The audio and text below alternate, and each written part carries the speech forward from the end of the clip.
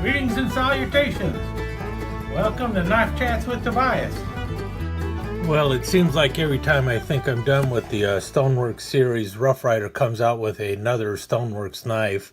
I thought this was going to be the last one. There's another one after this one now too. They have the little cub lockback coming out, and that one really looks nice. It's mostly blue turquoise and white mother of pearl. But anyway, I'm getting ahead of myself. I haven't even bought that one yet. I'm not even sure if it's available yet. But I will be getting it as soon as it is available. This particular knife, though, this is the RR2411, and this is the Sowbelly. A Sowbelly now, but not just a normal Sowbelly. This is a 5-bladed Sowbelly. Actually, I wish there was a regular Sowbelly to go along with this. Maybe there will be, the way things are popping around. But this is a 5-bladed Sowbelly. I went ahead and picked this up. These are not knives that I normally pick up. Sometimes I kind of regret that, but I just really see this more as a novelty instead of a useful carry knife. Maybe I'm wrong. Maybe some people actually like the idea of having 5 different cutting blades on a knife. To me, that's kind of overkill. I'll talk a little bit more about that in a minute. But let's take a look at the knife and what we have here. First of all, the stones are in there nice and neat. You've got the nickel silver inlays to help hold the stones in place. You've got white mother of pearl in the middle, and then you've got abalone on the other sides. You got the red jasper, and then the yellow jasper, and then the turquoise on the outside. Got the brass liners and brass spacers going on there, and both sides are identical. You've got the pinched and ringed nickel silver bolsters, and then 440B in the stainless steel for the blades, so a little bit better than 440A. As I have mentioned before, 440B is kind of on par with AUS 8. Now for the blades here, if you notice, there's 3 layers as opposed to 2 layers. And that's because you've got 5 blades. Typically on a Sowbelly, you have a 1 blade working off of just a single spring. Hold on. I've shown this one before. This is the Once in a Blue Moon Sowbelly. I've got quite a few Sowbellies. I like the pattern. Not sure I like a 5-bladed one though. In any case, you see you got the 2 springs in the back, and you have a clip blade in the front, and then in the back side, you have your spay blade and your sheepfoot blade. Those are the typical blades you find on a Sowbelly. And what a Sowbelly is just a fat serpentine stockman, typically 3 3/4 inches long. Now what we have here is definitely 3 3/4 inches long, but a little bit wider because of the 3 layers. Now the clip blade is running down the middle, and you have just a single clip blade.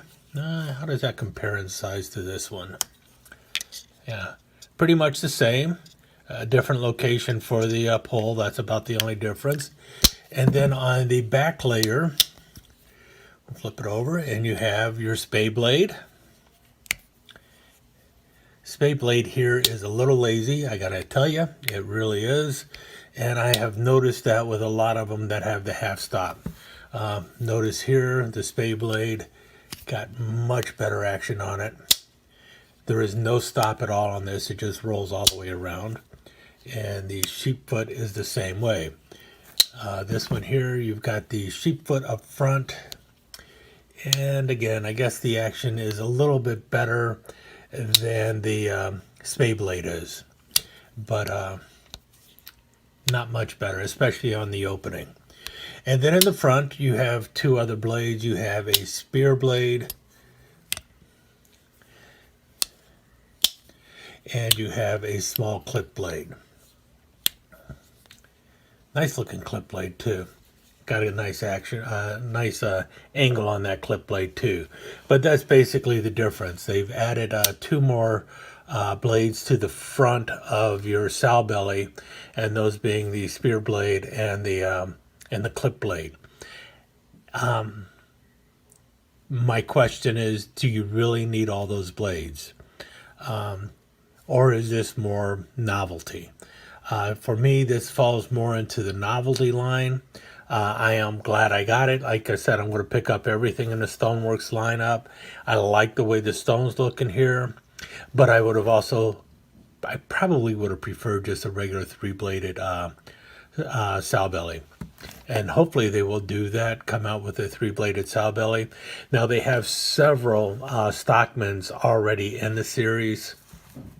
So first we got this one here. I just recently showed this one. This is one that just recently came out. The Jumbo Texas Stockman. This one dwarfs just about everything else in the collection. Well over 5 inches long. And then this was a large Stockman they also came out with. And these basically had the same blades that you have on the Sowbelly here, or what you find on a three-blade Stockman. Your traditional blades, your clip, your sheep foot, and your spay. Those are the blades that are on almost everyone. Well, is on all of these Stockmans. And then this was the small Stockman that they just came out with. And in the past, they had two different other large Stockmans, which were like 4 1/4 or so. Is that about right? No.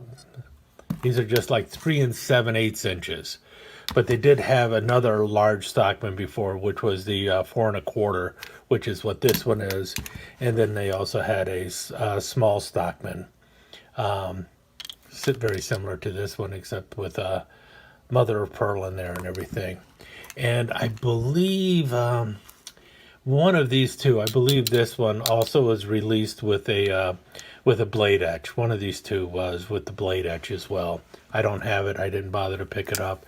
And as it was the same pattern number and everything, I didn't bother to worry about it.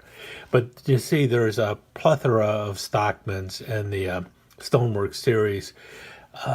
So will they come out with a Sowbelly also? I'm not sure. It would be great if they did. But as it is right now, 1, 2, 3, 4, 5, 6, 7, 8, maybe 9 different versions of Stockmans are in the series right now. So we got all those, and now the 5-bladed Sowbelly. And also they do have the other Sowbelly that they came out with, which is the lockback single blade Sowbelly, which I'm really hard pressed to call Sowbelly, but they did, and that's the name that will help it sell. So maybe that's why it is what it is. But in any case, this is the Sowbelly, or at least the Sowbelly frame that is in there in the system, and unfortunately, it's got 5 blades. A lot of people are going to really like that. For me, what I would have liked to have seen, if they're going to put a 3-layer knife, maybe a Sowbelly Scout. That would have been pretty cool. Let me explain what I mean. Okay, so here's the Rough Ryder Scout knife. This is the earlier one that has the interesting can opener. I really like this one. But 2 blades on here are very practical still. I mean, most people, what do I need a can opener for? But one thing that is still somewhat practical is the cap lifter screwdriver blade that you find on these things. And the other blade, at least for me, that is very practical, is the punch blade. Now, why didn't they go and put those 2 blades on this 5-bladed Sowbelly? You know, remove these 2 front blades. We don't need the pin blade. We don't need the extra clip blade. I guess they're nice for people who like those blades, but for me, I would have liked to have seen those removed. And so on the back side here, what you would have is a sheep foot blade, and then the punch. So you'd pair those 2 up in the back. A lot of people would just like to see a Sowbelly with the clip blade, the sheep foot, and the punch. You know, just a 3-bladed tool like that. And there's a lot of Stockmans out there that have the punch blade in place of either the spay or the sheep foot blade. So that would not be that far of a stretch.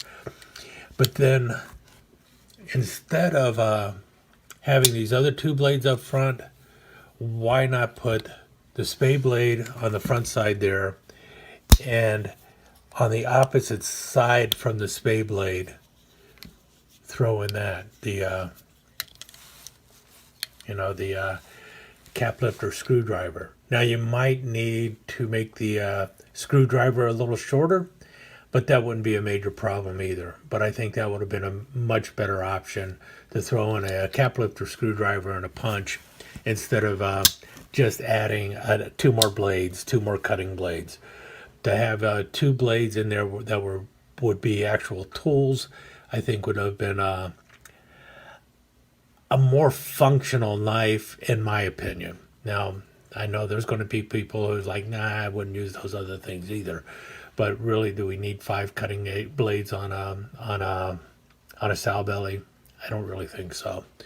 In any case, that's where I'm at with this. I am happy I picked it up. It is the only 5-bladed Sowbelly I have. I don't have any other stockmans that have multiple blades beyond 3 blades. So anyway, with that said, stick around. I'll do some slides and get the stats in on this.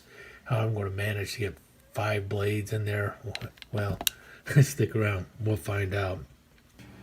Okay, before I move into the slideshow, I think I should just reiterate, in case I didn't cover it very well. The fit and finish of the knife is really good. The stones are real nice. Everything was flush on the back. Obviously, they're not flush right now because I've got the blades in all the wonky positions for a glam shot, so I can take a photo of it.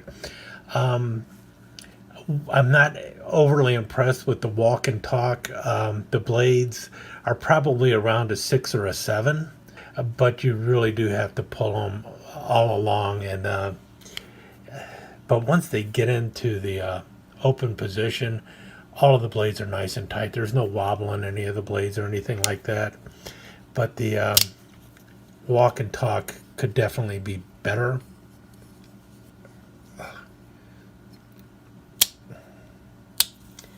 Especially on the back blades. See that's not the way it should be going. Might need cleaning and flushing, I don't know, but